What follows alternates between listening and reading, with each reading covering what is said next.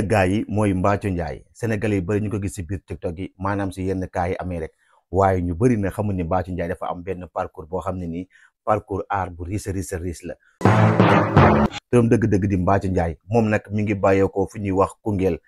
nag benn dëkk la bu nekk fii si diwaanu Sénégal Mbathio foofu la jógee Mbathio jàng na ba li nga xam mooy 3e daa def BFM 2 fois amul mu daal di bàyyi depuis mu nekk xale nag benn rêve rek la mës a am muy mu nekk fecckat bu mag rêve boobu nag daal di réalisé wu en 2003 mu jógee Koungheul daal di ñëw Dakar fekk ci benn groupe fecckat ba mu ñëwee ci groupe fecckat boobu nag daal di commencé yëngatu nag en 2005 Mbathio di gën a yëngatu li nga xam moom mooy ci clip yi rek mën nañu wax ne jamono jooju clip bu daa génn Sénégal Mbathio moo koy fecc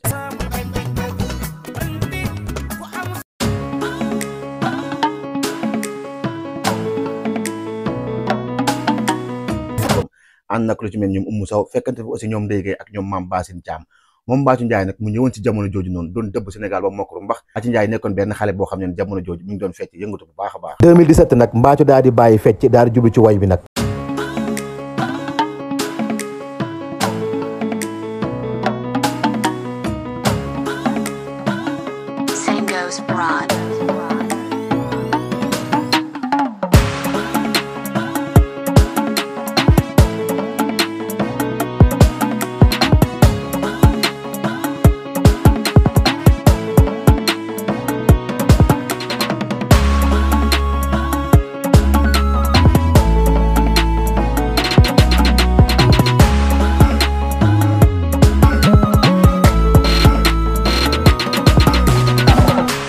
maanaam Mbathio daal di nekk waykat indil ñu benn clip bees sax ba di coppati jamono jooju nag coppati moo teewoon réew mi bu baax a baax ndax clip ga am ci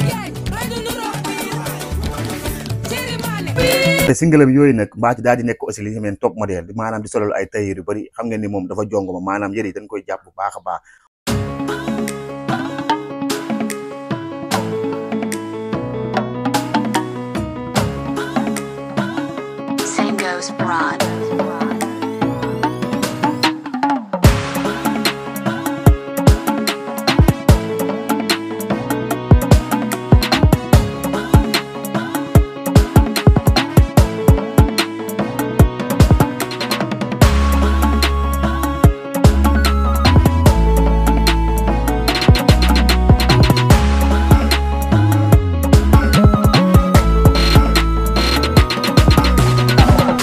waaye aussi Mbathio daal di créer benn business bés dàq bu ñuy wax vitrine seen Mbathio nag mën nañu wax ni dafay jaay lépp loo xam day taaral góor wala jigéen wala sax seen ay biir kër kon mën nañu wax ni Mbathio tëb rek daal di ñëw ci li nga xam moom mooy ci réseaux sociaux yi nekk na fecckat nekk waykat nekk top modèle waaye aussi nekk benn femme boo xam ne créé na entreprise boppam kon mën nañu wax ni Mbathio jàmbaar dëgg la de 2003 ba 2017 wala ba 2024 yëpp ñu ngi koy def ay parcours yi nga xam ne ni parcours yu riche la kon sama gars yi kii nag mooy Mbathio Ndiaye mu nekk nag doomu Koungheul doomu Sénégal ku bëgg a siiw ni Mbathio wala nga am bayre ni Mbathio comme ni ko yàlla di wax yàlla mooy mayee bayre yàllaa ko def ci man dulu ma sangu dulu ma takk da nga koy def comme ni ko Mbathio defee wala nga mën ko comme ni ko Mbathio mënee waaye doo ko jaarale ci Mbathio pour am succès ndax Mbathio du la tontu ndax ni ma ko defee baax na su ma defee mu saf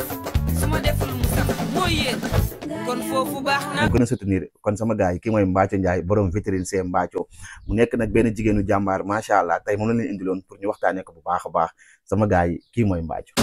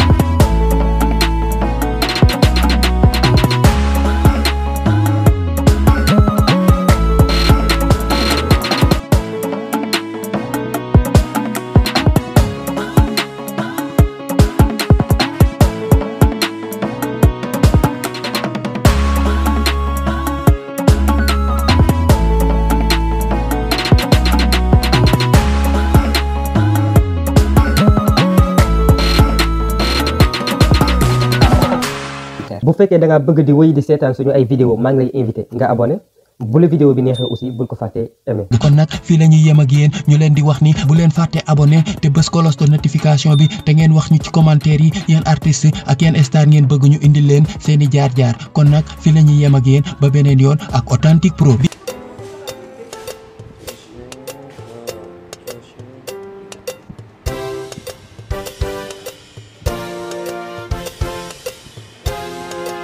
Hello guys, dalu leen jàmm ci suñu restaurant Passe Passe mu ngi au bord de la plage à Saly devant les résidences de Cristalline. Am ngeen en face géej gi da ngeen di toog jàkkaarloo géej gi à l'aise avec votre famille. Menu bi riche na, plat yi neex nañu, cuisinier mën nañ togg, serveurs yi accueillante nañ, vraiment vous serez à l'aise quoi. Fii ñu ngi leen présenter suñu mise en place pour une réservation de 4 personnes. Am nañ lépp, am nañ ay smoothie, ay cocktail, jus boo leen bëgg, chicha sax am nañ ko dañ leen placer ci salon bi ngeen def seen chicha ba ëpp leen vraiment vous serez à l'aise. Ciao ciao, à bientôt.